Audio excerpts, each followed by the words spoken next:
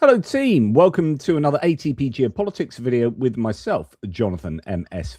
Pierce, and my good friend Jonathan Fink, who is just back from hanging around in Ukraine.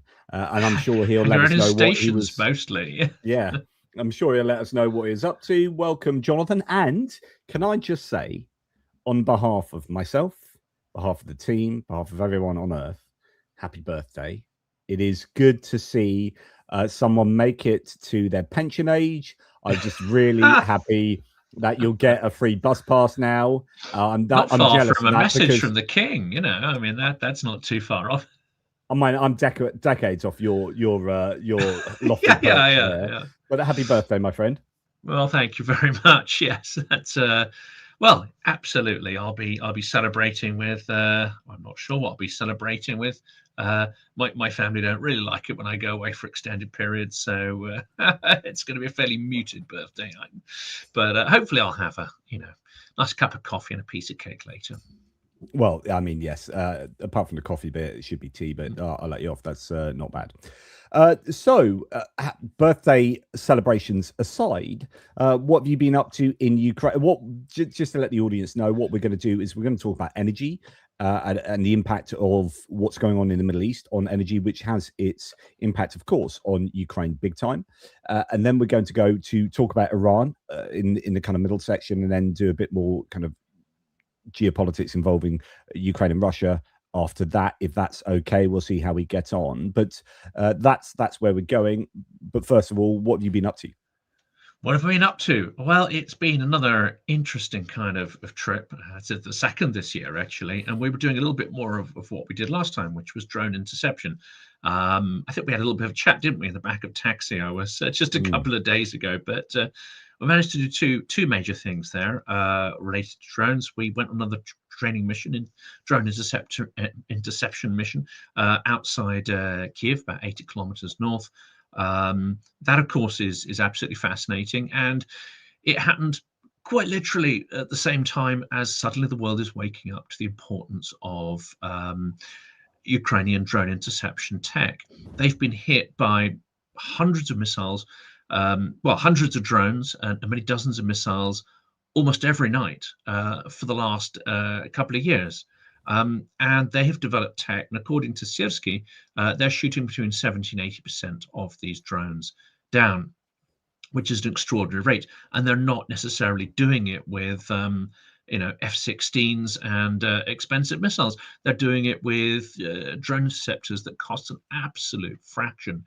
In fact, if you look at the ratio costs of the interceptor to what it costs to build one of these Shaheeds, the estimated is around 25 to 50K for a Shaheed manufacturer. We don't, of course, have the direct statistics, and that probably fluctuates depending on the cost of the intermediate components, because Russia doesn't make all the components, it imports a lot of the components for that. The Ukrainian drone tech costs between 5 and 10,000 per unit, and with serious scale of production, I have to say, that also depends. So the drones they're getting to the Middle East, these P1 Sun interceptors are 1,000 to 1,500. 1,000 to 1. So it depends which ones you use, and also it depends how many you use as well. Because just looking at the basic statistics, one calculation was, well, they've claimed that they've shot down 70%. There are this many drones that they've intercepted, and they're making these. They've used this amount of drones, so it looks like it's 4.2 drones per Shahed, if you like. So there is a question as to not just the manufacturing cost, but actually the cost of how many drones you need to take down one Shahed, because it's not a one-to-one success rate. You don't know the failure rate on launch. You don't know how many are lost in testing. You don't know how many exactly drones it takes to shoot down the Shaheed. And of course, some are going to have a higher success rate than others.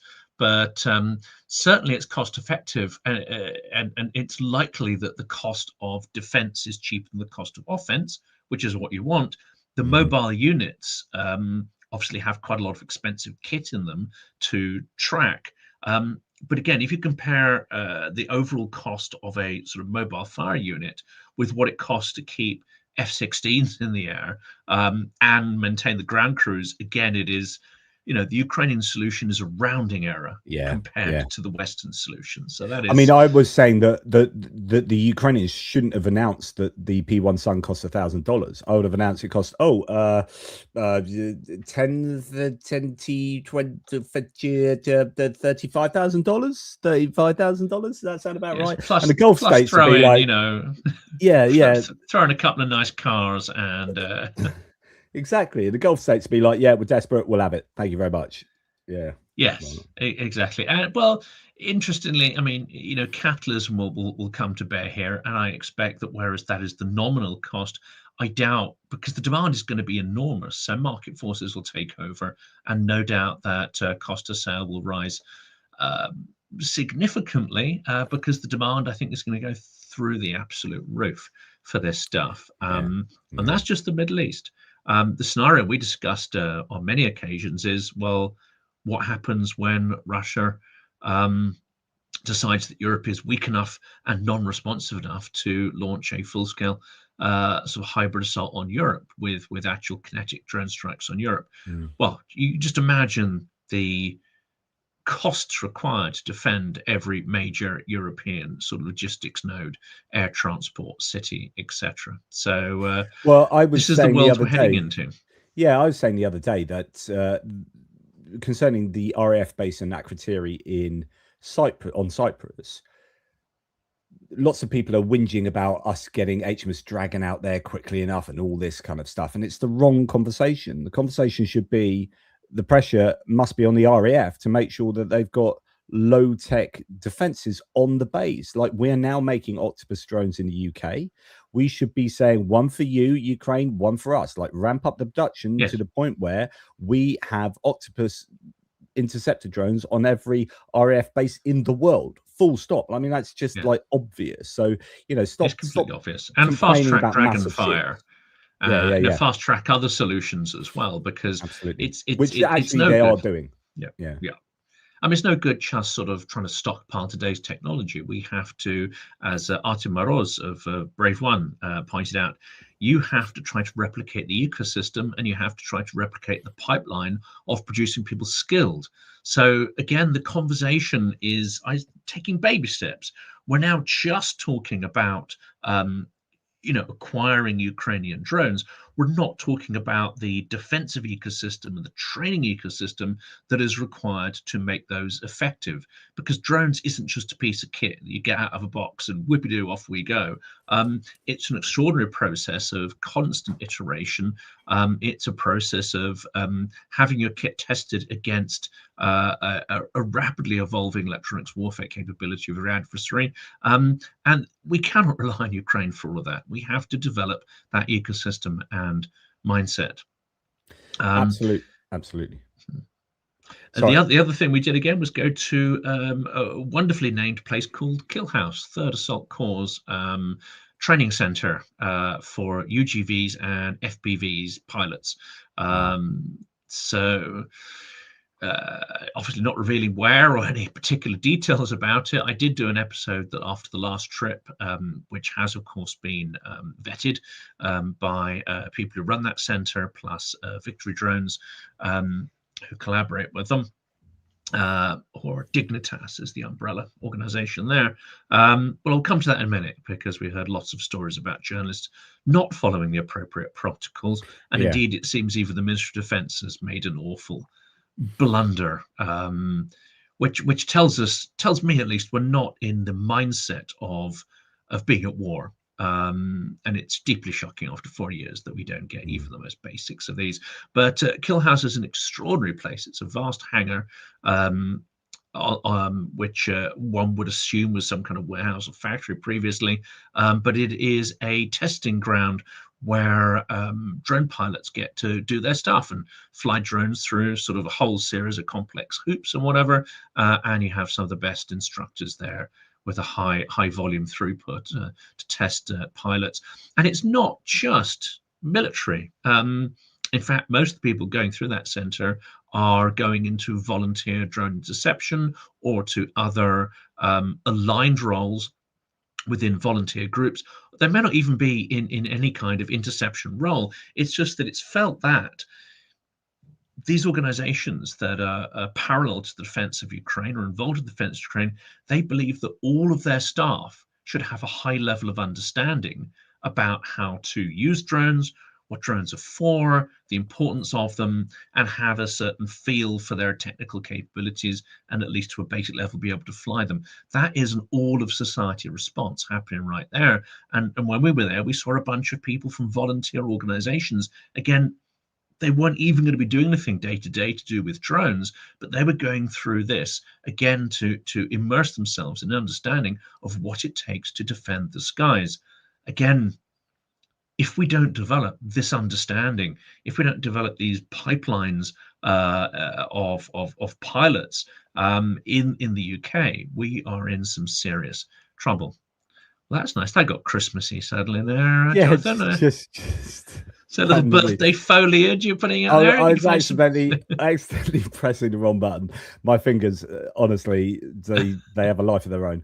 Yeah, just I was going to say, please remember to like, subscribe, and share to both channels. That would be absolutely fantastic.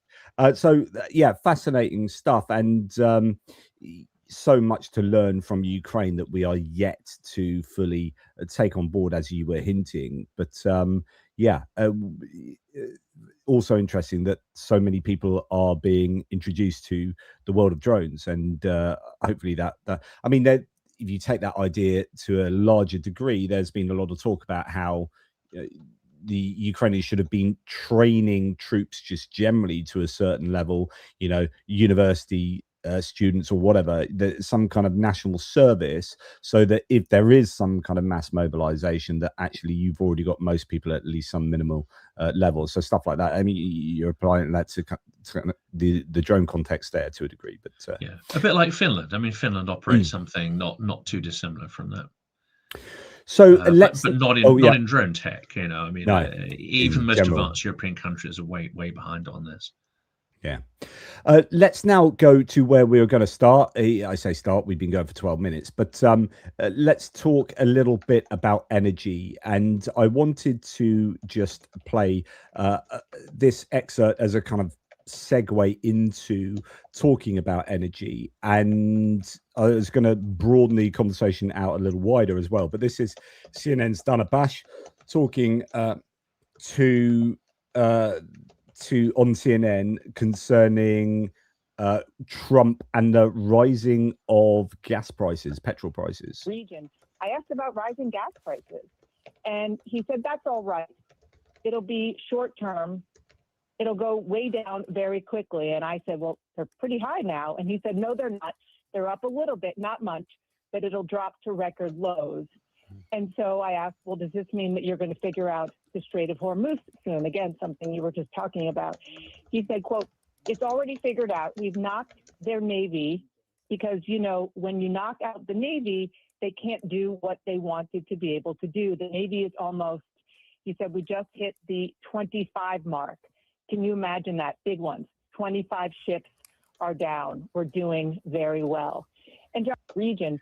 Okay, so this is the idea that Trump is possibly a little bit worried about the price of petrol, but also there's not been a lot of forethought that went into the impact of the war in Iran. Here is Trump talking about petrol prices again. We had it very low, but I had to take this little detour, if it's okay with everybody. Scott, it's okay with you? As we had it very low. So this is kind of joke that, I have to take this little detour of prices going up a little bit. Is that okay with you, Scott Percent?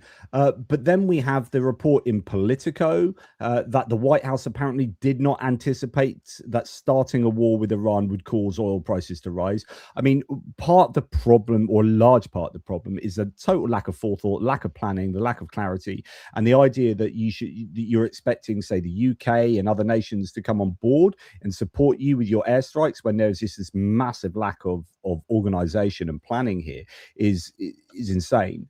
But they apparently were not expecting oil prices to rise. And we're also hearing today they weren't expecting Iran to last so long in retaliating. They're expecting to capitulate more quickly. As Gregory Bruce says, I wonder what else they have not anticipated. Well, it turns out quite a lot. And then at this stage, it's easy to ask, what did they anticipate? What did they think about? Again, the answer seems to be very little indeed. Well, yeah. So after we do this energy section, we'll go on to the idea of like troops on the ground and what their kind of long-term planning was. But to just finish off this thought here, Israel is going too far is going too far for Trump's liking, it seems. This is coming from Israel's N12 News. Quote, tensions between the US military and Israel over the attack on oil facilities in Iran. A senior US security official said the Israelis told us in advance about the attacks on the oil facilities, but they didn't say they would be this extensive. We didn't think it was a good idea. So on Saturday alone, they struck 30 different oil depots and refineries. And of course, the point for me is that the United States is largely involved, in my opinion, in a war, an economic war, really. So the war is to, I think, replicate Venezuela to some degree, topple the regime, put in whoever they want. So Trump's talked about, I want to be the guy that decides who is in charge of Iran. Right. So puts his guy in charge of Iran and then helps himself to the oil, exactly like has happened in Venezuela. Venezuela happened like this. They decapitated the regime, stole Maduro, put in Delcy Rodriguez, and then promptly stole Venezuelan oil. Then they go in, do the same with Iran and help themselves to Middle Eastern oil. And gas prices remain interminably low. And that controls inflation. And he has an economic win where he's controlling, the US is controlling Venezuelan oil and Iranian oil. And it seems to be that's the American position, whereas the Israeli position is something that's 30 years in the making. Netanyahu's been trying to get successive US presidents to do exactly what Trump has done on his behest and go to an ideological war to completely destroy Iran. And that means taking out their leadership, taking out their military, and taking out their ability to make money, taking out their oil, and also taking out desalination plants, so the ability to have fresh water, which is also affecting the Gulf nations around. So the two nations have two completely different understandings of what's going on here. And the US is now realizing that the Israeli plan absolutely sucks for the US because it's going to be massively inflationary. And the price per barrel is it's gone over 120 today. Some people are saying it's going to go as high as $200 a barrel. I mean, this is record breaking increases, which is hurting the Americans massively. What are your thoughts on that? Absolutely. I mean, it comes down again to a failure to understand the regime, a failure to understand your so-called allies, although I don't think Trump actually believes in allies. He believes in vassals and minions who are going to toe the line, and that's about it. That's the end of the concept there. Certainly, ally is someone you would be prepared to hear a contrary viewpoint from time to time. Trump is not prepared to do that whatsoever. So it comes from a place of absolute ignorance, from absolute hubris, a one-dimensional view of the world and how it works. It also comes from a criminal mindset. And this is one of the challenges, isn't it? Because people seem to sort of be on either one side or the other, the sort of the right or the, I would say the slightly more populist right in the UK is like, oh, we should support the US come what may, etc. And the other one is absolute blank condemnation of the war, not pointing out that actually the Iranian regime is deeply evil and vile and has been supporting the war against Ukraine for the last couple of years, and they were the source of these drones, which are now finally getting onto people's radar. My point of view is it's one criminal regime has attacked another criminal regime. However, the Iranian regime is somewhat more prepared for this, simply because they have the background of backing terrorism. They have the background of picking fights with everybody all the time. They have the background of working as part of the Alliance of Authoritarians. Yes, it seems they didn't quite prepare for everything because their leadership was wiped out, but they are designed for this kind of fight. They have a terrorist criminal mindset, and they are backed by terrorist criminal allies such as Russia. The US has just walked into this absolutely blind, with no plan, no clue, and no context, believing that their big dumb bombs are going to somehow affect regime change or convince this particular regime to kind of roll over and just show its tummy and let itself be patted like a little dog. I mean, it's absurd to the point of obscenity. It cannot end well. But now I think you're right there. I mean, Trump has walked into this, and it seems that they've not planned for a way out. The way out they thought was going to happen was ludicrous from the start, a little bit like Vladimir Putin's war, in fact, in Ukraine. I mean, it's based on the same hubris, the same set of false assumptions, the same set of false information, but actually worse than that, because dare I say it, Putin is a little more cautious and analytical, and the people around him are a little bit better informed about the world, it seems, than Trump and his ludicrous minions. But now they're in it, how are they going to withdraw without seeming to be absolutely, thrashed in a humiliating fashion? I don't see how they can end it.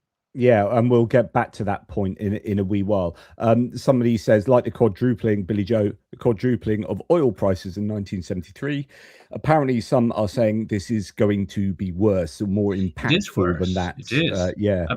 The figure I heard this morning is that during the oil crisis, something like 5 million barrels of oil a day were taken offline, and that triggered what is, it's something my parents remember very well, was the oil crisis. And you being much younger, Jonathan, I'm sure it's not within your purview there, but it led to all sorts of knock-on problems, such as fuel, electricity shortages, and various social issues combined with the state Britain was in at the time. Apparently 20 million barrels of oil a day is what is currently being knocked out of global markets, 4 times more than during the oil shock of the 1970s. So it's not just about the price of the oil comparative to what it was, but also the volume of supply on the world markets. Correct, absolutely right. Yeah, and then when you take out, it's not just stuff backing up in the Strait of Hormuz, as you said a minute ago, it's also Iran taking out refining capacity in the Middle East, which is going to be a longer term strategic problem if they start on storage tanks and sinking tankers. Then we could see an even larger systemic sort of shock there. And at the same time, we've got Russian oil, which Ukraine, and I'm not going to obviously say they shouldn't do this, but Ukraine taking out refining capacity and transition capacity in the Russian grey fleet, which is absolutely right and proper. I'm sure we'll come to that in a minute. Yeah, and Ukraine have to be thinking, well, if Russia are going to make an absolute ton of money now from the price of oil going through the roof, like the idea is that what Trump has done in engaging in this war is given the biggest gift to Vladimir Putin that he possibly could have given. Right, this is Europe is on the brink of getting back into bed with Russia because they feel the necessity in terms of we have not enough oil and gas. We have to get it from Russia now. That puts money and dependency into Russia, and that is a massive gift from Trump. Trump honestly has given them everything. So Ukraine must be looking at this going, well, let's send some flamingos and FP1s and Luti drones at refineries again, because we need to stop Russia from making that money. Then the pressure is going to be put on Ukraine not to do that, because everyone's going to say we need that oil and gas, and it's going to be an absolute, like, basically a shit show. Yes. No, so you could go further, because I am. When people say it's a conspiratorial way of viewing the world, generally I'm not conspiracy minded. But when it comes to Russia, it turns out that no conspiracy is too dark, because reality turns out to be far, far worse than even the imaginations of conspiracy theorists. I'm going to throw a phrase out here. Trump is the kind of person who would burn the world to the ground in order to rule over the ashes, to quote Sun Tzu. He, as we've said all along, will continue to escalate for as long as he is allowed to escalate. He will also throw anybody under the bus before he himself has to go under the wheels to get squished. So if people are thinking, well, he'd never throw his ally Iran under the bus, he absolutely would. He would throw North Korea under the bus. He would throw every one of his own governors and people under the bus. before that bus comes for him. So is it feasible? Then looking at this situation, and thinking, should we try to persuade or engineer the situation for the US to do something like this in Iran? And let it probably, that's not entirely coming from Russia, but if he's looking at the situation thinking, are we going to prevent this and it's going to cost us this much and we maybe don't have the capability, or shall we engineer a situation or try to that Iran gets thrown under the bus but it saves our oil price? Or to see the reverse, going back a few months when the oil price hit a catastrophic level of Urals crude. If you're Vladimir Putin, you just sit down there and think, oh dear, this sort of economic tsunami is coming towards us and it's going to make my war impossible and probably destabilize my regime to the point of collapse. Or do you do something about it? And if you're sitting there, what are the buttons that you're going to pull to try and force an oil price increase? Well, Venezuela is a huge oil producer and exporter. Iran could cause tremendous problems. So it's not beyond the bounds of absolute impossibility that Russia might look to this and say, okay, we may lose an ally, but what we do here is ensure our survival and the continuation and expansion of our war, and at the same time, the absolute nail in the coffin of the global world order that the US was nominally head of. So on balance, I think Putin will look at this and go, okay, well, that's our guy there. So the other another dimension is the strategic reserve. So what happened with when Biden was in charge of the United States, he sold off a load of the strategic reserves of oil. And the reason he did that was because of the COVID pandemic, right? And inflation was something that everyone was dealing with. And one way that the US dealt with inflation is to flood the market with their strategic reserves of oil, as well as drill more than they had ever drilled in the history of the planet Earth, as in the US was the nation that was drilling the most oil in the history of any country on Earth. And so the idea that Trump comes along and says, drill, baby, drill, made no sense, because literally they were drilling to the max.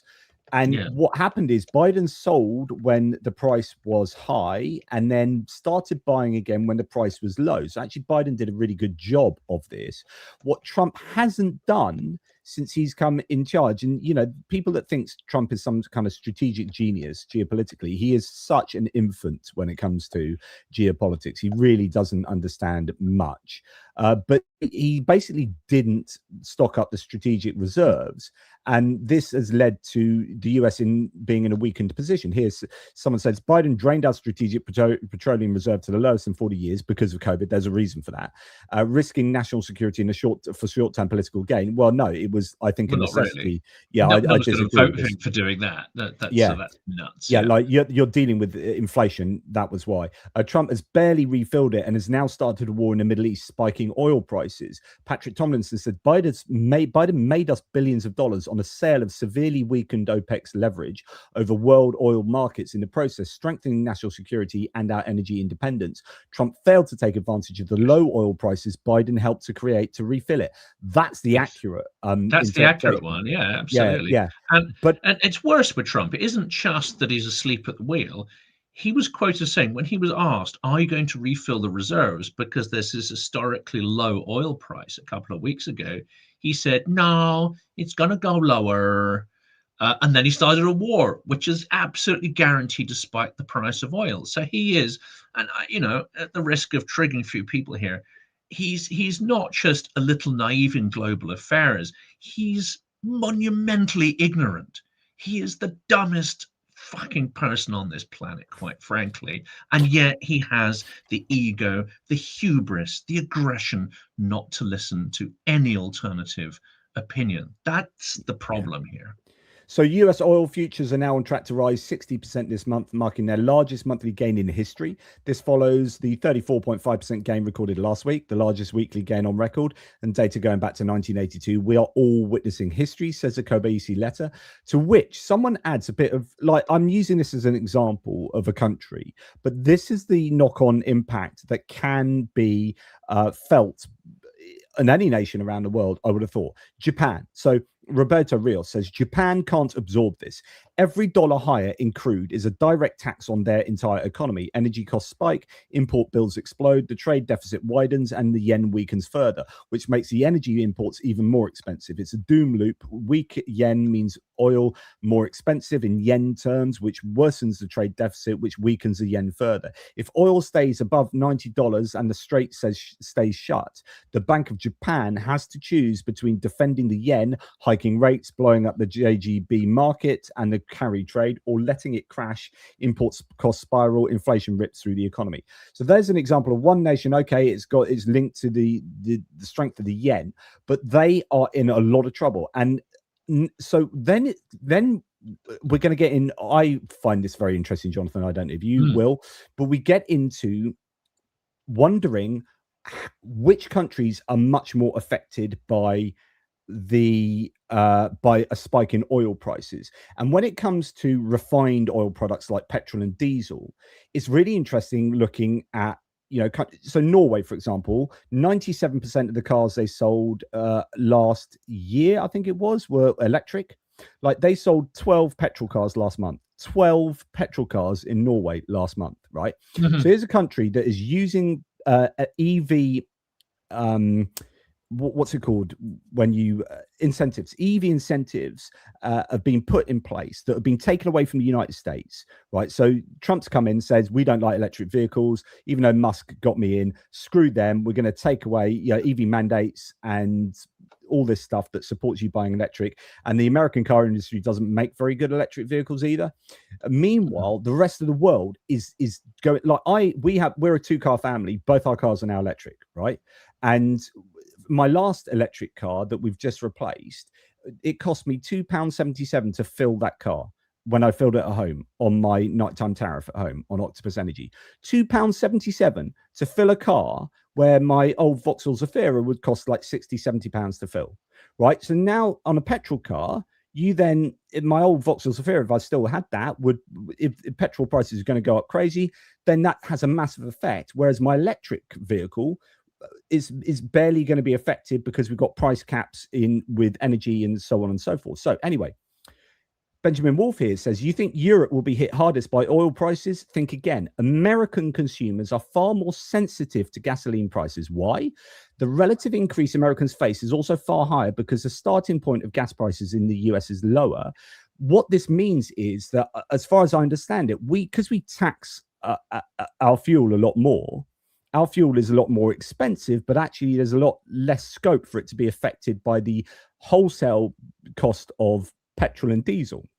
Whereas in the US, that's not the case. And in fact, what you see here are very tiny taxes, right? We've got high taxes in the UK. We tax our fuel massively, which is why they're now having to put a surcharge on electric vehicles, because they realize that everyone's switching to electric vehicles. They suddenly don't get the income from petrol tax, right? So that's why they're going to do a mileage tax eventually that will come in. But at the moment, the US is the most vulnerable to the spike in prices. And then when you look at stuff like this, so EVs, electric vehicles today represent 5% of the global car fleet, already displacing 1.5 million barrels of oil per day. So the importance of electric vehicles at the moment, what started as a rounding error in 2015 is now entering the steepening phase of the electrification S-curve. The betrification shift is beginning to bite. But where this isn't happening significantly is the United States at the moment, because they have eschewed the buying of electric vehicles. They've stopped. So when Trump got in, he ripped out the electric vehicle charging points from government buildings and stuff like this. It was basically an assault on electrification in support of fossil fuels. And then he starts a war in the Middle East, and they are in the most vulnerable position precisely because they've made stupid decisions like that. On the other hand, just to finish this idea, Jonathan, on the other hand, China is working on decoupling itself from dependence on the global oil market, all while making cars that are quieter, cleaner, cheaper, and just plain cooler than the gasoline cars of the past, and trucks now too. Official data reports that 12% of China's vehicles are now electric vehicles, with fuel cells plunging 5.7% in 2025. Not only that, 50% of the new cars bought in China are apparently electric. 50%, that's the last one I saw. Official data reports that 12% of China's electric vehicles now EVs, fuel cells plunging as mentioned. China is rapidly reducing dependence on oil and also doing things like this. I don't know why we don't do this in Britain. And I think every municipal building in Britain, any new leisure centre built by the council should have solar panels all over the top of them. China leads the world in solar deployment. Even parking lots and rooftops are being turned into solar power plants, generating electricity while using space that's already paved, not putting it on fields. China also exceeded its 2030 wind and solar capacity target, 1.2 terawatts in 2024, about 6 years early. The point here is that these guys understand the future and aren't tying themselves to fossil fuels, which when you start a war with Iran, China ends up being in, okay, it's still a huge economy that draws a lot of oil and whatnot, but it's trying to wean itself off. Chinese EVs are nearly an 800% increase in global sales. This month's BYD new flashing charging tech, 10% to 70% charge in just 5 minutes, will further ease consumer final concerns of electric vehicles and unlock greater market potential for Chinese EVs. The future lies in electricity. One thing to mention for the British market, I understand on fairly reliable news here, for those British watchers of this, we're very sensitive to the car industry because it's basically left the UK, particularly after Brexit.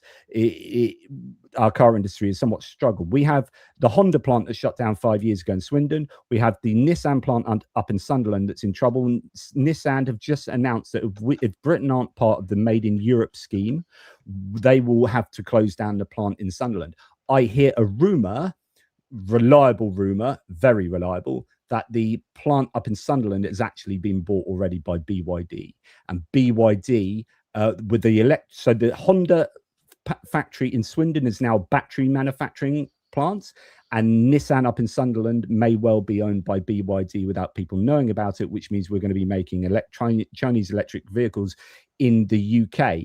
And you can dismiss China and whatever, but it's about embracing the future here. Like, either we make them ourselves or we get China to make them here. Nissan aren't going to make them here. Well, okay, then we'll replace a Japanese company with a Chinese company. But the point is that our nations need to be thinking about peak oil and weaning ourselves off oil, not for environmental reasons, but for energy security reasons and economic reasons. Yes, absolutely. And again, the long view here is China wants to create the impression that it is essentially neutral in all of this chaos that's happening, unfolding, the Russian aggression, American aggression, that somehow China is a reliable partner that's only interested in economic, let's say, sort of progress and in entrenching its economic relationships. And of course, it's very successful at that in global south, especially across Africa, African continent, etc. But let's not also forget that it is China giving Putin a green light that allowed his invasion. Yes, Biden also sort of gave a green light in saying, well, we're not going to resist you. China, I'm pretty sure, wouldn't have given that same kind of green light because they have far more leverage over Russia, actually, than the US does. They would have had to give some form of tacit approval for Vladimir Putin's invasion of Ukraine and the challenge to the global order, the challenge to Europe, effectively invasion of Europe. China would have had to tacitly give agreement, I believe, for North Korean troops to be to have the level of involvement that they do. Again, because China has extraordinary leverage over and could pull the plug at any time. And the massive supply of components to the Russian war machine, as well as the purchases of Russian oil. If China disapproved of all of these challenges to the global order, to these extraordinary acts of genocidal aggression, it could have pulled the plug at any point on a massive scale, and this would all have been over. One has to assume that all these things fit with China's long-term strategic purpose, that being the degrading of the American hegemony as the single superpower, erasure of their hydrocarbon-fueled dominance of world trade and economy, their military might, and European dependence, as it were, as allies. I won't use the word vassals because that's not appropriate, but actual allies of the US. Russia is explicitly, I think, not going to benefit economically from any of this. Russia has more of a, I won't even say ideological, but a pathological hatred of the Western world. So it was only too happy to tear it down, burn it down. China's interest is strategic in destroying this old world order because it wants to build a new world order in its stead. That is one that is governed and ruled by China. And they're far, far smarter about it. So I think that's, again, conspiratorial, but it's this not is conspiratorial. what we're seeing. BRICS, Brazil, Russia, India, China, South Africa, plus a load of other nations now. The whole raison d'etre for BRICS was to present an alternative, a multipolar world where there's an alternative to the American hegemon, which is to say that they want, well, in terms of trade, that's going to be replacing the dollar with other currencies or other ways of doing international trade, and that's what you're getting. You are getting the de-dollarization of the world economy, yes, to some degree, which is exactly what China and indeed Russia would want. Accelerated in real time. I mean, this could have taken decades without, I would say, these strategic interventions and these what we're seeing at the moment. Yeah, 100%. And it gives what's the term? The dollar being the international currency of trade gives the US an exceptional privilege where it is able to borrow way more than anyone else, is able to do all sorts of things on the back of having a strong currency that is traded internationally.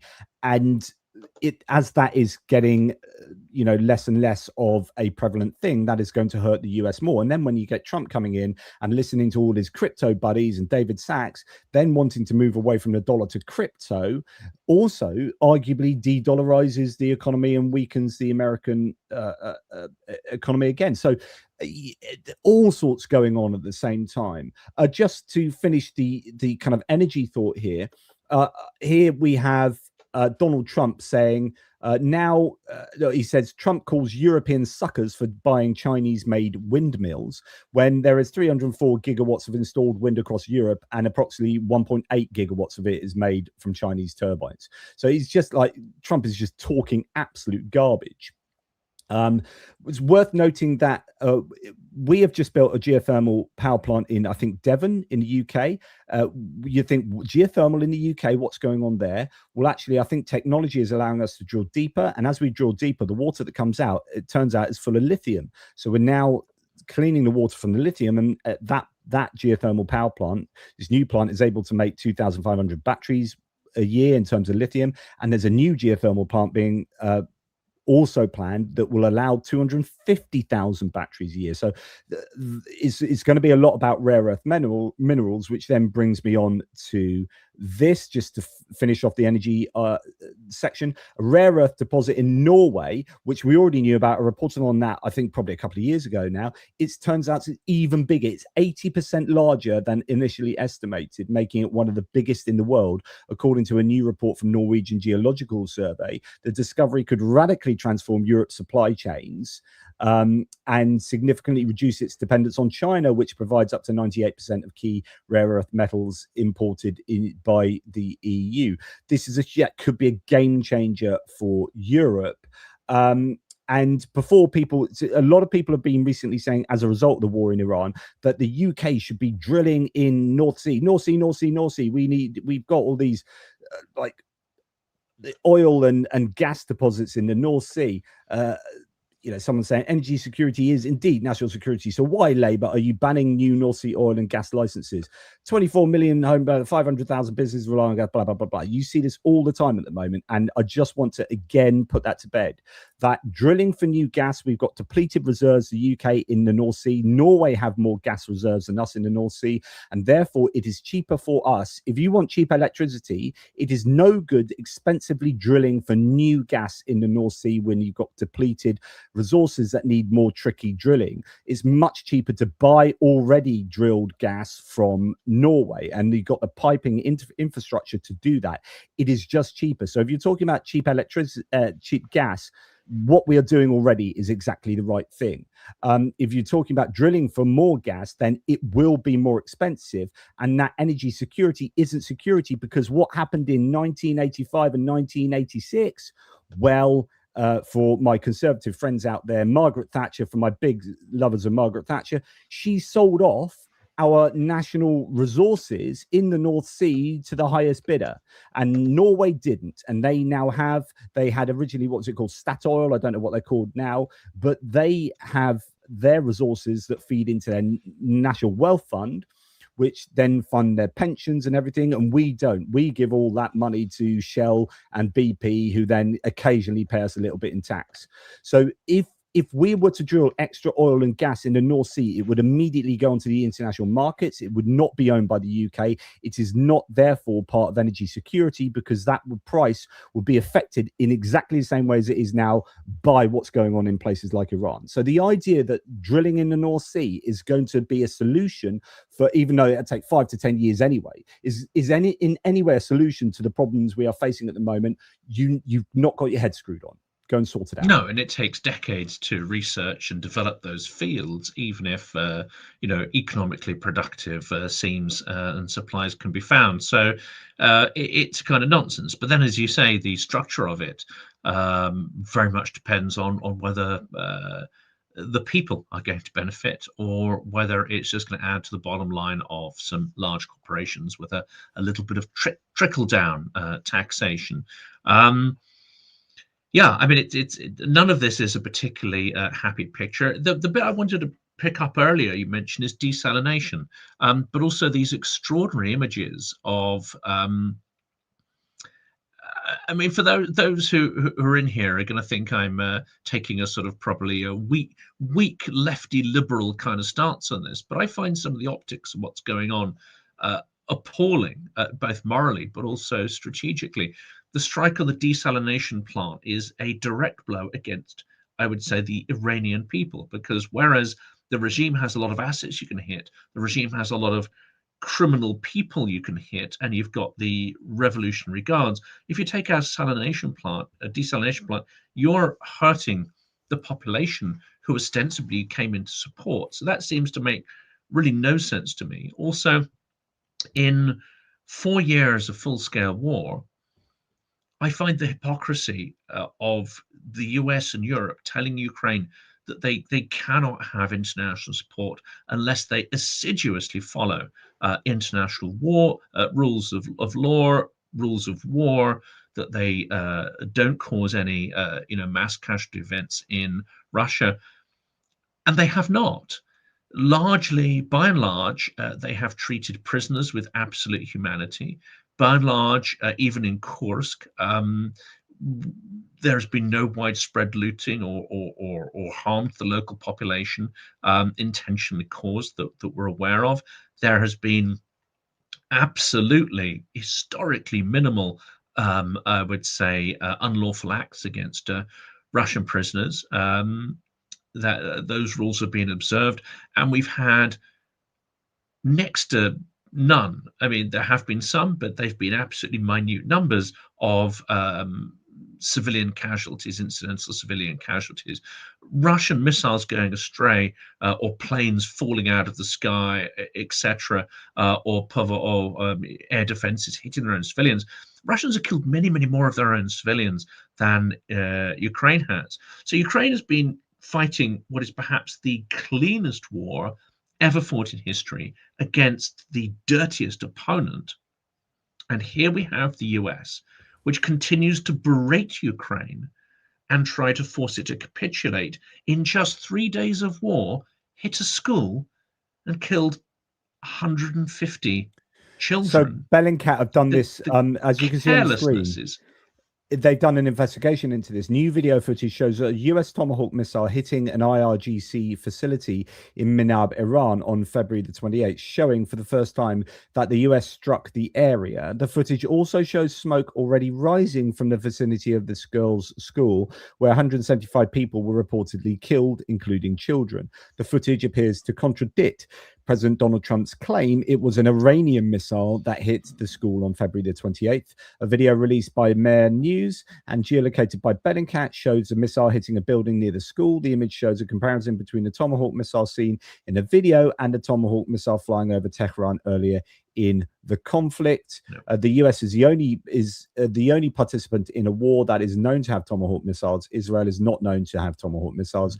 The Red Cross superimposed over this image shows the estimated area of impact of the missile visible in the footage. The graphic also shows a position of the clinic, the school, and other damaged buildings. Planet Labs satellite imagery shows only 2 structures within this red cone were damaged, including a clinic. The other structure appears to be earth-covered magazine or bunker.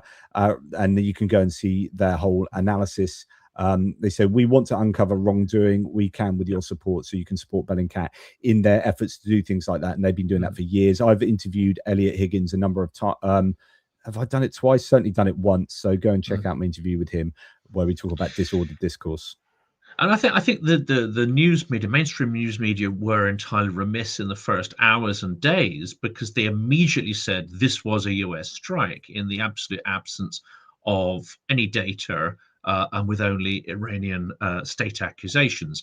So I'm not saying they shouldn't report on it, but the way it was reported was deeply unprofessional by immediately saying it was this, it was that, and quoting propagandistic sources.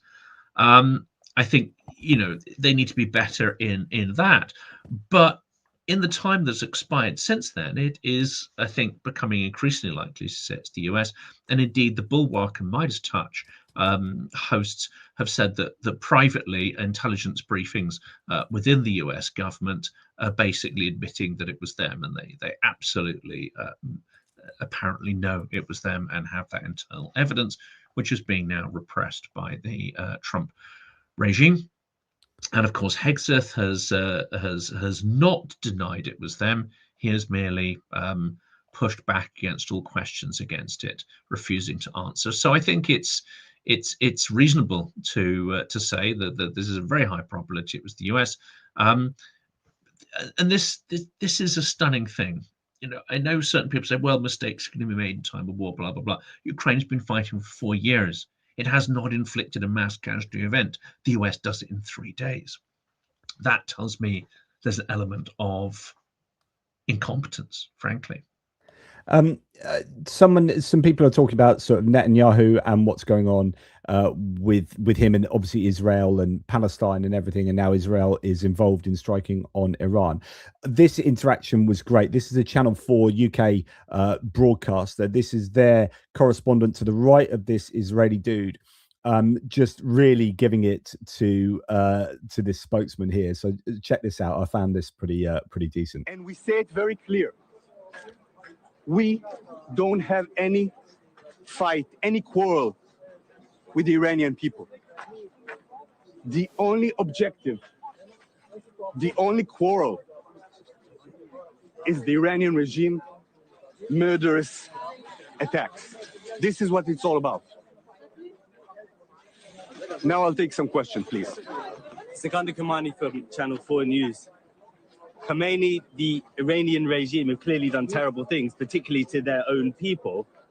But your prime minister is a wanted war criminal. You don't have the moral high ground here at all. This is the war. I love that. I just go straight into it. It's like, you're talking about the moral high ground here, where you don't have any truck with the people. I mean, this is on the back of destroying the people of Gaza and Palestine. You don't have any truck with the people of Iran. But hang on, your main dude is an actual war criminal. So what do you got to say to that? Anyway, I just thought that's quite nice way of putting it. And yeah, I mean, the fact that their objectives are so different, I think, is interesting. And yes. One thing that didn't really get reported is, or it is reported, but it takes, it's difficult to follow all the news. Israel is also engaged in a huge operation in Lebanon. And interestingly, one of their strikes, and I doubt whether this is accidental, took out a Russian cultural center. Yeah, in Lebanon. Yeah, I reported that this morning. Yeah. Absolutely extraordinary. So that I that see was the one good optics of bit, that as one being bit rather of good interesting. News. Yeah, one bit of good. But what about this though? I mean, if this is true, and I have reported this previously, but this is absolutely astonishing. So this is Donald Trump's youngest son. He bought $50 million worth of oil sector stocks. 2 days later, his father started a war with Iran. Oil prices soared dramatically. He bought before the bombs fell. He bought before Iran closed the Strait of Hormuz. He bought before 20% of global oil supply was choked. He bought before crude oil prices reached levels not seen since 2008. Is this a deal or a coincidence that turned a small investor into a billionaire? I mean, goodness me, insider trading to the max there. So Baron Trump, well, I think should be investigated, but there you go. Now, would that make him a billionaire though? My maths isn't so good on this. I don't think it does though, does it? It makes him richer than I've ever imagined I'd remotely be. So yeah, well, let's face it, if you could start with a 50 million stake, you're not doing that's a pretty good, too bad. You know? Like my it's not rags to riches here. Yeah. Well, one of my boys, I've got twin boys, Finn and Oscar. And Oscar, he's a challenging one. He's an interesting chap, but he's super obsessive. It's part of his condition, and he obsesses over things. He's really transactional. I previously compared him a little bit to Donald Trump, and he's like, as in like he's purely transactional. So he's not the sort of person who he pathologically cannot. For example, like he won't offer to do the washing up or help clean the house. He would never offer to do anything out the kindness of his heart. He's a kind boy, but just in really different ways. Like he sees he has to get something back for that. So he's like, well, if I do that, can you give me this? And so he's really like, and he's on the spectrum. So he's like 100% transactional. But one thing he's got into recently, and I think it was just by looking at things on TikTok, it is stocks and shares, right? And I used to have stocks and shares when I was young because my great aunt like gave me some stocks and shares or something, but I sold them up pretty quickly to go backpacking and stuff like that. So I've never had, I'm not an investing kind of guy. I don't have the money to think about that. But anyway, he's like, I really want to get into stocks and shares. And so we started talking about it and then said, right, I'll get an app where you can do this and we'll just have a little play around. But because he's really transactional, he doesn't really think about investing in this stock and waiting a year and see if it goes up like 5 to 10%. He's like day trading, and the things he's looking at is basically gambling. Is looking at stuff on like TikTok and people making millions of pounds or whatever dollars off like day trading, like gambling stuff. But anyway, I've got this app. And like, just like my investment is like, well, I'm going to max out of 50 quid here, mate. Yes. It's like, so when Baron Trump's coming on, I put 50 million in on oil. I'm like, dude, I was like pushing it at 50 quid. Like, and that was like, whew. So, you know, yeah, there you go. That's the difference between Baron Trump and me, I guess. But again, yeah. You know, why would he have done that? And I think there are insiders in the administration who've known this was coming. The question is going to be how many people were included in that loop and how rapidly did they expand that loop of people in the know before the strikes themselves. So, for instance, there were certain patterns already emerging, as always happens when you have huge troop movements or huge movements of logistics and supplies. But there were some news networks, one in particular, that is, let's say, contiguous, I would say, with people in the regime. They seemed to clearly know that this was about to kick off the night before it did. So I just wonder, how much insider trading in that administration. So now let's talk more. Oops, sorry, where have you gone? Let's talk more formally about the war itself.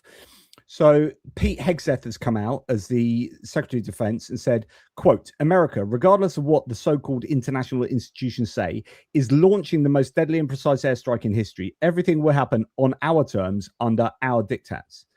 No stupid rules of war. I'm going to repeat that. No stupid rules of war. What he's referencing there are the Geneva Convention and international law. That's what his rules, no stupid rules of war is about. So when people are like our government not getting involved because it's illegal, like they've got good reason not to get involved, because the the Secretary of Defense is telling you that they want to do this war without the stupid rules of war. So we can drop tomahawks on girls' schools, and we don't want to be constrained by not being able to do that. No nation building traps, no democracy building exercises, no politically correct wars. We are fighting to win. We are not going to waste time or lives. And as one of the people pointed out in the comments, hitting desalination plants could easily be considered as a war crime. Hitting the girls' school absolutely is a war crime, mass casualty event. And indeed, the Israeli strike on the vast oil refining base, which has released gas into the sewers and various pipe systems around Tehran, causing explosions all over the place. These also are, I would say, certainly borderline war crimes, because they put civilians in extraordinary danger. Keir Starmer on this question has been absolutely correct. I think he's correct to send assets to defend allies and potentially to reopen the Straits of Hormuz, because there are legal international frameworks that say that these things should not happen. You should not be able to close down a pipeline of international trade. So I think it's absolutely fine for Britain to defend allies, defend the skies, and to keep sea lanes open. This is almost does not make you complicit in the war at all. I think he's absolutely right to stay out, despite the absolutely rabid bleatings of right-wing grifters and sycophants who seem to have lost their minds.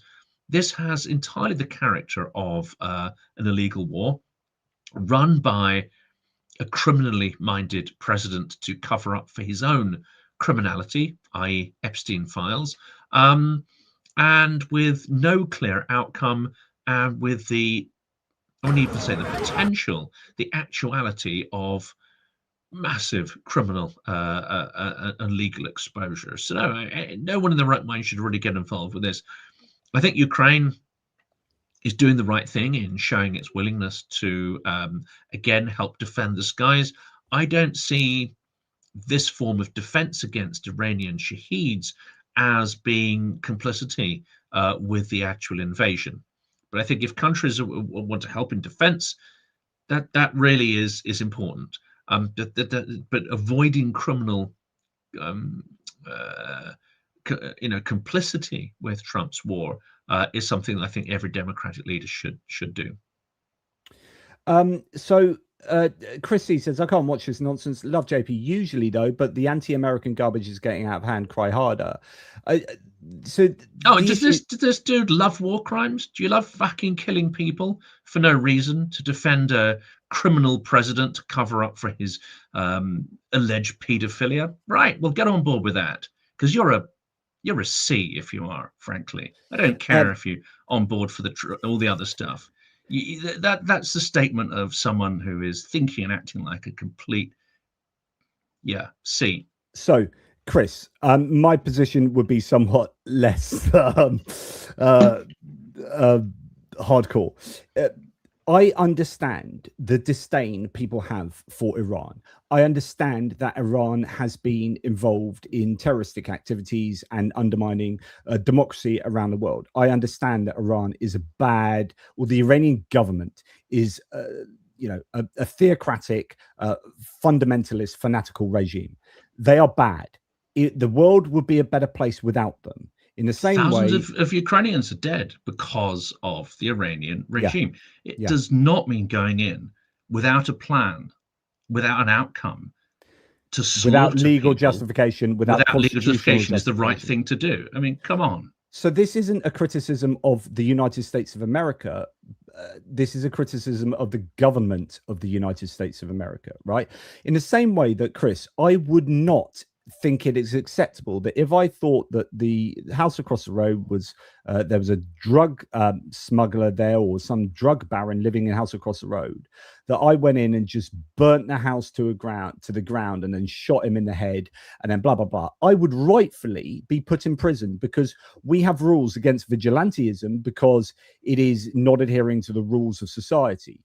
Now, we have international laws. The problem is we don't have the international police. So where I would get arrested for burning that house to the ground, right?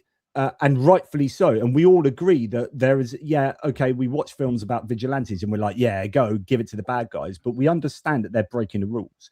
And if everyone can break the rule willy-nilly, then rules are meaningless. Then we live in a society where there are no rules, in which case society breaks down. Right. So if you take the law into your own hand, society will break down. So if internationally, if you take the law into your own hand, if everyone does that, international society breaks down. The problem we have is that there is no international police force, and it's very difficult to make sure that countries adhere to the rule of law. That's why we need the UN to be as robust as possible, to be reformed so that it is as strong in being able to deal with people who do not adhere to the rules of law. But that means standing up to the people who pay the most money into the UN to keep it functioning. And so we have this, there's no easy solution to this. We have a system whereby we have international law that we developed as a result of the horrors of World War II, right? There's very good reason we have international law. And if we are just going to throw international law out, you know, and disregard it, then I'm afraid you are welcoming in another World War II at some point. So, Chris, my response to you would be, I'm really sorry that you feel this is anti-American, but it's not, it's anti-Trumpian. And if you are going to give an equivalence between the United States and Trump, then you are mischaracterizing me, because I see those as very different things. And that's why I keep saying this to my viewers, that I have a lot of amazing American viewers, and I keep saying, look, I'm not attacking you, I'm attacking your government, in the same way that I would do this to a British government that I vehemently disagreed with. I hope that makes sense. So I don't want you to cry harder, means that you have no, I think, empathy for the people dying in Iran, but also no empathy for the ramifications of this war and the huge knock-on effects to the whole world as a result of a poorly planned, very well executed militarily, I'm sure, but very poorly planned, illegal and unconstitutional war. Mm-hmm. And let's remind, and again, people won't like this, the same as they don't like it in the Brexit argument, to criticize this administration on this particular issue does not make it anti-American, because let's face it, 100% of people did not vote for this administration. 100% of people did not vote for its policies. So by critiquing them, it is absurd to say it's anti-American when 49%, I think it was, of the popular vote, if I'm not correct, finally tallied up, went to Trump. But that's not the 49% of the overall population, because not everyone voted, not everyone's eligible to vote. So it's this same kind of absurd tribal kind of claim we saw in Brexit. Whoa, you want Britain to fail, blah blah blah. You're against the democratic vote. Well, the fact is, nearly as many people voted against Brexit as voted for it. It was about as close to 50-50 as you can get in one of these things. So when people sort of pull this like you're against all of us, I'm sorry, but that is an authoritarian move. That is an authoritarian, populist, and ludicrous statement to make. And it is supremely unpopular in the United States as well. Yes, that's and this point. War is unpopular in the United States. I mean, this is an argument I'm going to have with my friend Joe Lensley, who for years has been telling me that the reason the American people voted for Donald J. Trump is because they were sick of foreign wars, wasting their money, entangling them in operations that are perceived as failures. And indeed, Afghanistan was, because we handed power back to the people that we tried to defeat there, the Taliban. It's extreme theocratic dictatorship. Hundreds of billions of dollars wasted of Americans' money. And he's telling me that This is why we vote. Don't knock the American people. They voted for Trump because they had righteous cause because of this foreign wars. Well, hello, what's Trump just done? He's got you mired in maybe the attack in Iran.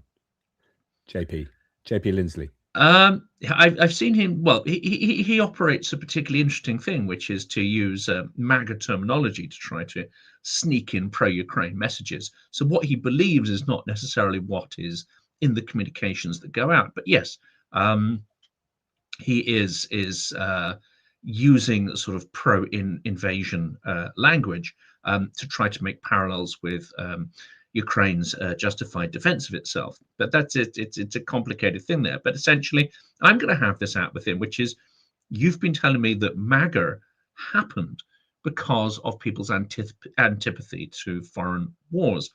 Well, Trump's just dragged you into what could be the biggest and worst of the three. This could be, how would I call it, civilization ending. This could be the thing that breaks the camel's back in terms of American world power, American world order. If this goes really bad, you could see your country start to fall apart in a significant way. So let's have a little think about that then. So we just heard that Pete Hegseth is talking in terms of military, I think, objectives. We're going to absolutely crush them militarily. We've had this conversation previously I certainly have with my audience, whereby different people in the American administration are justifying the war for different reasons or giving it different rationale. So here we have Marco Rubio saying the goals of the mission are clear, and it is important to continue to remind the American people of why it is that the greatest military in the history of the world is engaged in this operation. It's to destroy the ability of this regime to launch missiles by destroying their missiles and their launchers, destroy the factories that make these missiles, and destroy their navy. When it comes to hostage taking, there's been no worse offender in the world than the clerical regime in Tehran. They are the worst offenders in the world of terrorism and hostage taking. So he's again going actually to this idea of a military objective, as opposed to helping with democracy and freedom in Iran. That seems to now be kind of irrelevant. You've had Lindsey Graham talk about making a ton of money off the war in Iran. So he seems to have an economic objective at heart. And I assume that Trump's objectives will be economic. We're hearing less, and we still hear a little bit about nuclear capabilities. But of course, the Americans claimed initially that they had annihilated Iran's nuclear capabilities in a previous strike. So that was somewhat problematic. So you got all these conflicting bits of rationale. Here's an analysis of the worst case scenarios, Jonathan. So this person, and take all these with a pinch of salt, this person very negatively says, so far, this Iran operation is a cascade of worst case outcomes. Iran effectively closed the Strait of Hormuz, collapsing tanker traffic by 80 to 90% and sending oil prices from about $65 to over $110 in over just a week. The US operational cost is $1 billion a day. Some people actually are saying it's far more than that. $1 billion a day. Iranian drone and missile attacks have killed 7 Americans. Actually, it's now 8 Americans and wounded 18. A likely US strike on February the 28th hit the girls' elementary school in Minab, killing 165 to 175 civilians, mostly schoolgirls aged 7 to 12. Kuwait was expected to have 18 days of storage before cuts, but began reducing oil output within 2 to 3 days of the blockade. Iraqi oil production from its main southern fields has collapsed by 70%. Qatar's energy minister warned Gulf exporters may halt production within days, potentially spiking oil to $150 a barrel within 2 to 3 weeks. US embassy evacuations collapsed into disaster. State Department delayed approvals 1 to 4 days. Facilities struck. Thousands stranded amid closed airspace and airports, slow military and charter rollout. Treasury issued a 30-day OFAC waiver allowing India to continue buying Russian oil, reversing years of US pressure discouraging those imports. Iran's supreme leader has been replaced by his more hardline son. And yes, Iran, I read that this morning. That's nuts. It's nuts. Iran likely heavily protecting him. Trump's likely push to remove him could take time, prolonging the crisis and costs. The Atlanta Fed's GDP now estimate for Q1 2026 growth, that's in the US, plunged from 3% to 2.1%, a 0.9% drop in just 4 days. US gas prices jumped from $2.95 to $3.40 per gallon in a week. That's 40 to 60 cents on the fastest increase ever, while diesel surged 50 to 75 cents to $4.30 to $4.50. US stocks have fallen since February the 28th. S&P 500 down 2%, Dow 3%, NASDAQ 1 to 2% down. Despite hopes that strikes might trigger regime collapse, protests so far are nowhere near the scale of the January the 26th 2026 nationwide uprising, and the Fed's ability to cut rates is constrained even with weak jobs data, as surging oil has pushed up inflation expectations. And yeah, February jobs data is absolutely shocking. So that, and then at the same time, Iran has admitted that Russia is helping them in many ways. I've done several videos on Trump then saying that it doesn't Trump matter. doesn't care. Doesn't matter. Of course it doesn't.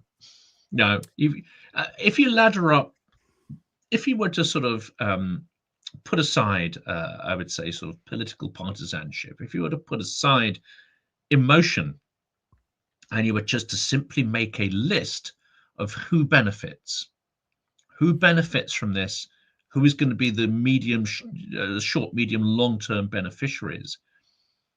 In the US ledger, I think you would find a very long list of negatives, and you would struggle to find many positives. Israel would probably be able to field a few more positives from their perspective. Russia has maybe the negative of losing an ally, but actually they're getting fully behind the new guy, the extremist. So they'll win back brownie points for that. Might not even turn out to be a negative. You'll find that all of the positives, and in fact, the only country that really can claim positives from this situation is Russia itself. China long-term, may erode or see the international order eroding in its favor, but an economic collapse and a spike in oil is going to cause issues for China. There's no question. It's still dependent on the West buying its manufactured goods. It's still dependent on energy and sensitive to that because of manufacturing processes. Russia doesn't make anything. Russia's never made anything that the world wants except digging shit out of the ground. So the only country that objectively benefits from this is Russia. Yeah. Now, you could, like me, go further and say, well, when someone overwhelmingly benefits, you have to ask the question as to how complicit they are in bringing that situation around. But that's for people to decide who aren't here. If you sit down and pull that tally together, Russia is the only entity benefiting from this. And then it raises the question of what Ukraine is going to have to do about it. And I think sinking a lot more grey fleet vessels, hammering the Russian oil industry even harder is going to be, I think, a strategic necessity. But the United States would have no compunction in massively pressuring Ukraine if they did that. Guaranteed. So well, they can go jump in a freaking lake that's on fire. Yeah, so it depends how much. So the question is, it depends how much leverage the US still has, and this is a question that has fascinated me for months. Which is, what is it? Except Ukraine has a little bit of relevance. It could withdraw its anti-drone shaheeds. I mean, in some ways, Ukraine's got a wee bit more leverage over the US now than the US has over them. Surely. Yeah, and it just depends. Still. Zelensky still dances around Trump enough that it's clear that the US is still necessary for Ukraine in meaningful ways. It just depends how big that leverage is that the US has over Ukraine. And then you're going to have Europe. If Europe is starting to want to buy Russian hydrocarbons, then it means that they will be putting pressure on Ukraine as well. So it could be an uncomfortable situation. Just in terms of what we were talking about previously, a senior Israeli official has said to the Washington Post, "I'm not sure it's our interest to fight until the regime is toppled. Nobody wants a never-ending story. Iran won't surrender, but it can send messages to accept a ceasefire with US conditions. Israeli-US bombing campaign is close to achieving its military goals, including destroying what remains of Iran's nuclear program, missile stockpiles, weapons factories, and much of the military and intelligence leadership."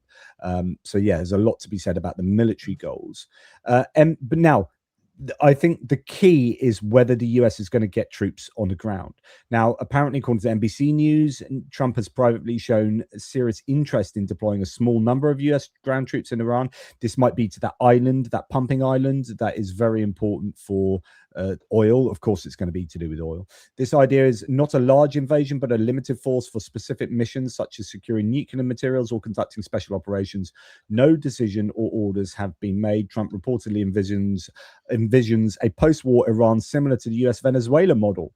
The US helps install or support a new friendly government, then cooperates on oil production and economic deals. And there you go. That is the reason. That is the sole reason that the US really is involved in this conflict as it stands, in my opinion. And just on that troops front, one particular army unit has had the cancellation of their exercises, and that is fueling speculation about the troop deployment of this unit. And I think it is an elite unit as well. Washington Post reports that the elite 82nd Airborne Division, which specializes in ground combat and other fraught missions, is awaiting new orders after the unexpected change of plans. So the Army cancels major training exercise for the 82nd Airborne Division, fueling speculation from the Pentagon that the unit's rapid response force could be deployed to the Middle East, potentially including ground operations. Then we also hear that, and it's a bad sign, they say that so the State Department is said to order diplomats in Saudi Arabia to leave. That indicates escalation. It's the first mandatory ordered departure issued by the agency during the war on Iran. It indicates US officials fear more violence in the widening war. Iranian drones have hit the embassy in Riyadh. So that's a bad sign. Deeper signal here is that Washington is repricing the probability of a spillover into the Gulf heartland. That matters because Saudi Arabia sits at the center of three critical systems: oil infrastructure, regional legitimacy, and American security infrastructure. When the State Department starts pulling people out, it suggests those systems are no longer being treated as comfortably insulated from the war, and the war is therefore crossing another threshold. And finally, before letting you have your piece here, the other option for the Americans, or an option that could sit alongside sending their own troops, is getting the Kurds involved, the Iranian Kurds and the Kurds over the Iraqi border. But the problem is that Trump has terrible form with the Kurds. So if you remember, he pulled out American support of the Syrian Kurds, probably because Erdogan, the Turkish leader that he has a lot of time for, he's always trying to appease Erdogan, this strongman leader. He hates the Kurds. He sees the Kurds as kind of terrorists, the PKK back in Turkey. So he had a word to Trump. Trump pulled out the American forces from supporting the Syrian Kurds, who were the ones fighting on behalf of the United States against ISIS and against Assad's regime in Syria. Yeah. The Americans stopped supporting it. I wrote at the time that was one of the two worst things that Trump did in his entire tenure. In foreign policy, in the foreign policy domain. Helsinki press conference, which I think was treason, and hanging the Kurds out to dry. So now the Syrian Kurds have warned Iranian Kurds against aligning with the US to fight Tehran, citing their own experience of being abandoned by Washington after years of cooperation, and not just abandoned by the Americans, but abandoned by on behest of Trump's orders, which I think probably came from Erdogan. Here's another one. Here's one then for anyone who is still in the audience left, who's MAGA-minded. Probably they've all fled after hearing the previous invective. But here's a few things to know. Out of all the bilge that's been posted about the UK not standing with the US, blah, blah, and the special relationship, Trump especially, but actually this is not just Trump, but many US administrations, unfortunately, you have a habit of shitting on your allies. You have a habit of letting them down. You have a habit of betraying your allies to be slaughtered like the Kurds. Why in hell do you think they're going to stand up and take part in your illegal war now? Really, I mean, the level of arrogance, hubris, and ignorance that comes out of some United States is just absolutely fucking nauseating. Why on earth would the Kurds stand up and take part in this when they were betrayed by Trump to be slaughtered? Why on earth would they? Can I just, Jonathan, here's your birthday, mate. Just Chill out a bit. Maybe have you been drinking already? Is this it? Not You had an yet, early, but I will be after early this. tipple. I apologize But to my this, American friends who might take offense. what's incorrect? What's incorrect about what I said? Take out Yeah. all the invective.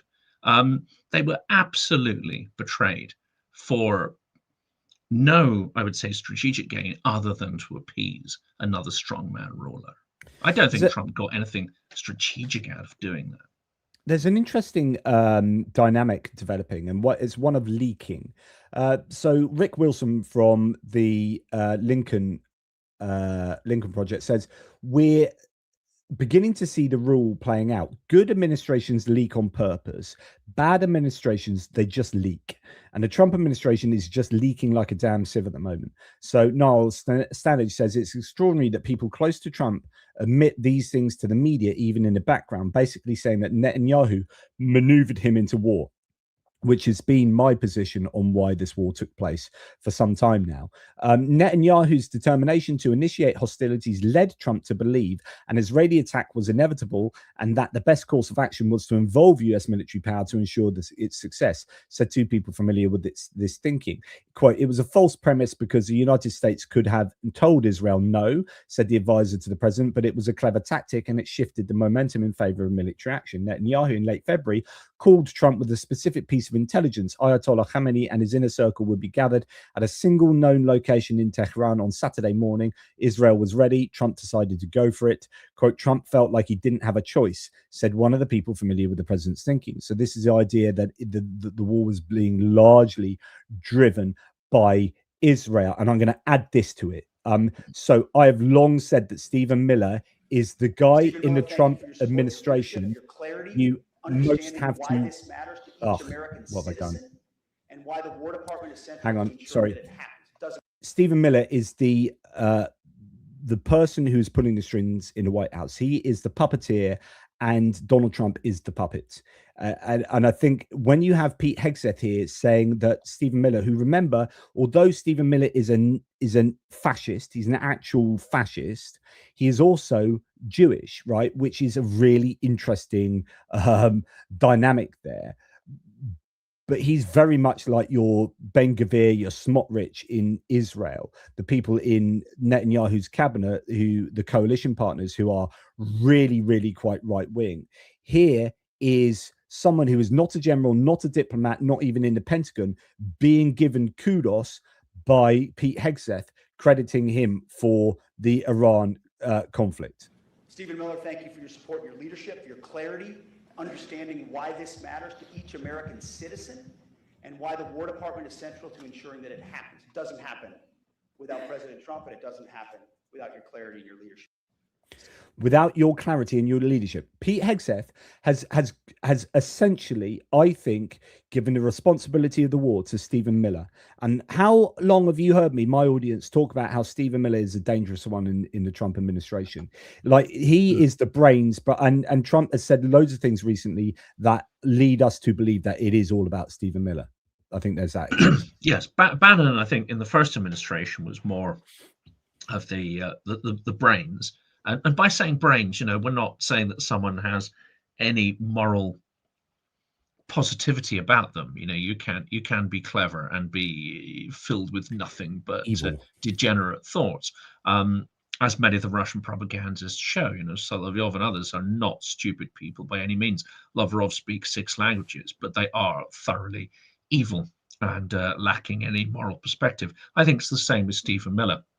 He may be bright, although, having listened to a few of his speeches and read a few of his words, it doesn't strike me that he is an overwhelming mastermind. He's perhaps just better at manipulating people, and he's very forceful. Very, very forceful, full of invective, full of absolute bile and loathing for all sorts of things and all sorts of people. It's also worth noting that JD Vance, the vice president, has gone missing. So I've got where have I got it? I have a speech that JD Vance made. Oh, I can't find it now. There's a speech he made back in August 2024 that talks about not going into foreign wars and all this stuff. Basically, he was attacking the Democrats on the campaign trail, and now the United States has done exactly what he laid out in the speech. I wish I had that speech, but I don't have it. Exactly what he said in the speech, Trump has laid out, and you're wondering.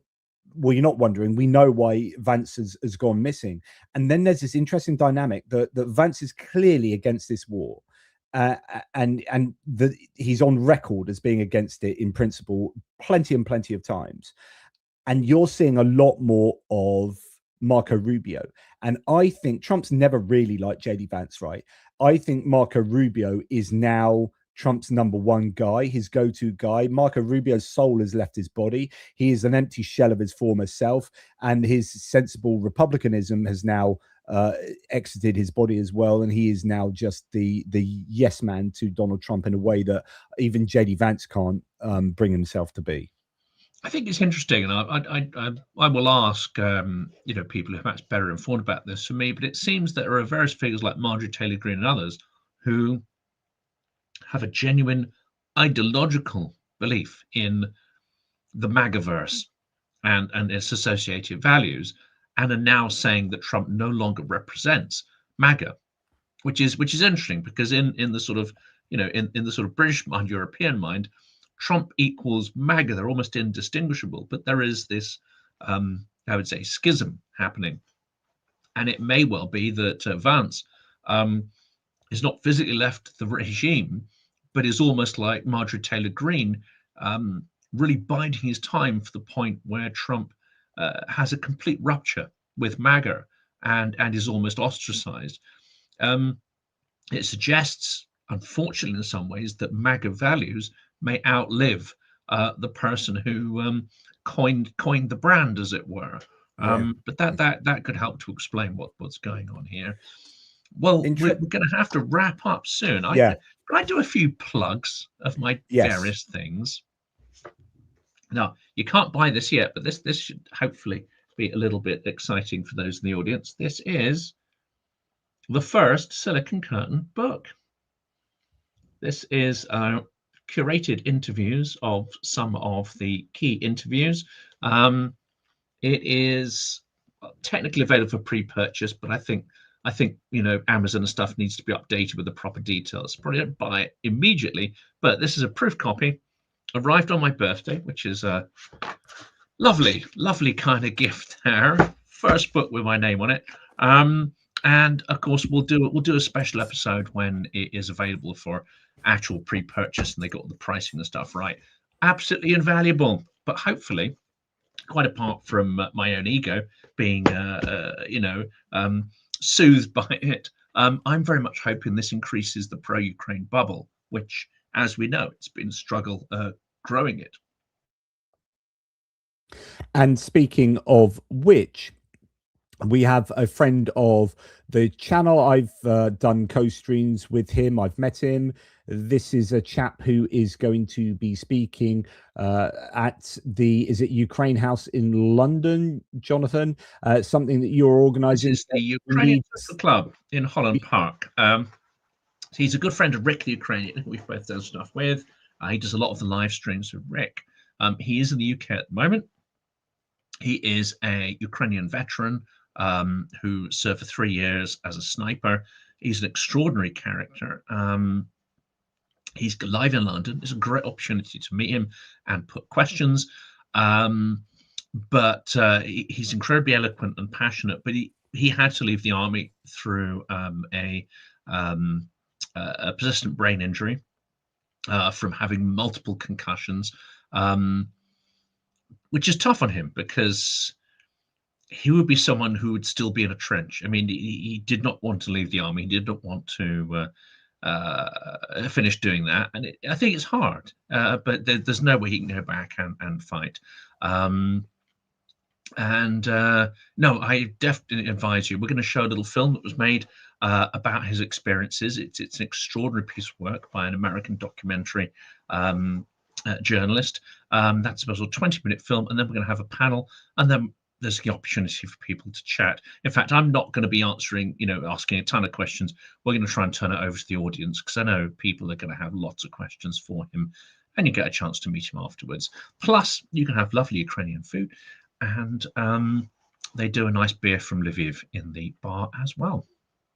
Excellent stuff. And it's free. Well, God, so yeah. that's the bit. That's the key bit I should have mentioned. It'd be great to if you can confirm your tickets. We don't have the numbers. But so where do you go? Where do you go to get tickets then?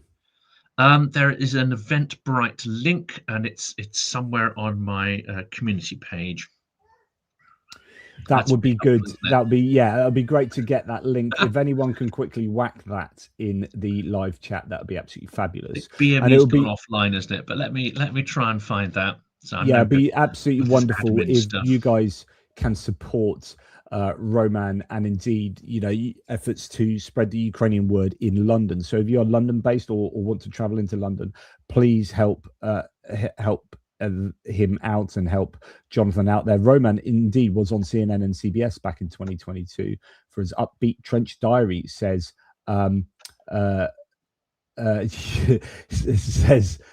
Cheryl, thank you. Sorry, I was getting distracted. Greg Scarrett said you had JP at free beer. Oh, you know me too well. Alas, I suspect we will not have your presence there. Is that right? No, it's quite I mean, the problem is, like, I look very mobile from the waist up, but movement's very difficult for me. And where I'd used to be okay with going into London, obviously, to an event like that now, it's just really difficult for me to get around, especially without help. And if I was to go on my own, and then you're parking up and go to public transport, it's just very difficult for someone with MS. Where I mainly use a walker to get. So I went to see my boys' football yesterday. I use like a Zimmer frame that's got wheels. It's called a rollator. So I walk using a walking aid because my legs are just not very good. So things like that. I'd love to go. I keep getting offered to London for all sorts of things. I'm like, it's just. I don't like moving. I don't like walking. Like, I don't like it. It's not pleasant. So yeah. And London's not really.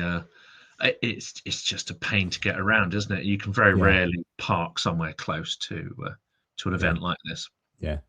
But yeah, please, if you can get to it, please do. That would be truly appreciated. Well, look, mate. If you can support with buy a coffee, etc., because we've been doing a lot of filming and got a lot more planned. But that's it's not particularly easy just to find a point on it.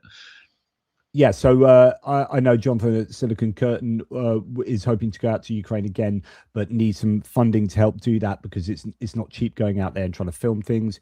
So if you can support Jonathan on his efforts to do so, he's got all the usual links below in his description to help him out with that. He has I was going to say delusions grandeur. I don't mean that at all. I mean like he's got haughty, like high ambitions for what he wants to do with regards to making films, and that's why he's just been in Ukraine, and that's really admirable. So please support Jonathan where you can. Very helpful. And of course, the generous support of the audience has helped to make all those previous trips happen. I know people have seen a lot of the videos from there. I'm just happy with free beer. Can I just do a few thanks actually? I think it's great. Let's do a few of these. Thank you to Zeb Carter for your ATP Geopolitics memberships, and the same to Kevin Force. Both of you are amazing supporters of the channel, so thank you from the bottom of my withered heart. Thank you to Johnny Nevergard. I don't know why I'm suddenly denigrating It was a withered heart. I mean, I got you on a particularly difficult day. It is a Monday, I suppose. Yeah, this is it. Johnny Nevergard, thanks for your Norwegian love, my friend. AJ Simo, legend. The Gulf states rely on the Persian Gulf for food imports. Now that Iran has shut its vital sea lane, what are your thoughts on this problem? This is a really, and if Jonathan wants to go because he's got places to go, I can. No, I'll stay because I wanted to add one there, something I forgot to mention earlier. Before you address that, let me check another one at you. And this is the rumor that various Gulf states are looking to break long-term contracts with the US because of a fair level of disquiet at the dare I say it, randomness of their and aggressiveness of their policies. Now, I don't think it's that well known, but US military and government actually earns a huge amount of money from having long-term security contracts and basing contracts with countries. If they are looking to rewrite those or abandon those. This is huge news. And I wonder whether the Gulf states kind of, as well as the United States itself, were thinking, oh, it won't be this big a deal. And actually, it's a huge set of strikes that Israel and the US are partaking in. And they're probably going, oh, my goodness, A, it's much bigger, and B, the Iranians are attacking us. And originally, I reported that I was quite surprised Iran was doing this. It seemed like it was ridiculous because they'll be incurring the wrath of these Gulf states who would then join in and support the US and Israel in their objectives. But actually, it's been quite, scare quotes, clever of Iran. So Iran have struck out at these Gulf states, and the Gulf states, as far as I'm reading it, are then putting pressure on the US to stop doing it because they don't want their infrastructure hit, and they don't particularly want to get involved in a massive war that will be probably intractable. And so what Iran have achieved by striking at these other nations is those nations getting jittery and putting pressure on the US to stop. So it might actually be a quite clever ideal. But they're using the Russia playbook, which can be summarized in a very simple concept, which is escalation dominance. If you retain the escalation dominance, then you can deter your adversaries from supporting or getting involved. You can deter your adversaries from supporting, the main person that you're seeking to undermine, such as Ukraine. So this strategic concept of escalation dominance is what we see in Iran doing, and it's absolutely at the core of the Russian playbook. Yeah, and these nations, I mean, there was talk about, was it UAE being only a week away from having no kind of fresh produce and stuff. They really rely on these sea lanes to get, it's not just about oil, it's to get all of these guys' produce delivered to them and goods. And so the Straits of Hormuz being shut down is really painful, I would have thought, for these nations. And so therefore, I think my thoughts on the problem is that they will be putting a lot of pressure on the US to wrap this up sooner rather than later. And they're probably not happy behind the scenes. I read out a letter the other day from some kind of billionaire guy in the Gulf states, some Emirati bloke who was not happy. It was an absolute extraordinary open letter that he wrote. Aussie Rob, thank you for incredible generosity in 20 ATP Geopolitics memberships. Thank you. That's super generous, my Aussie friend. Ole Nielsen from Denmark, buy the oil for $10 a barrel and give the profit to Ukraine. But only if Russia closes the wells. I'm not sure I quite understand. I mean,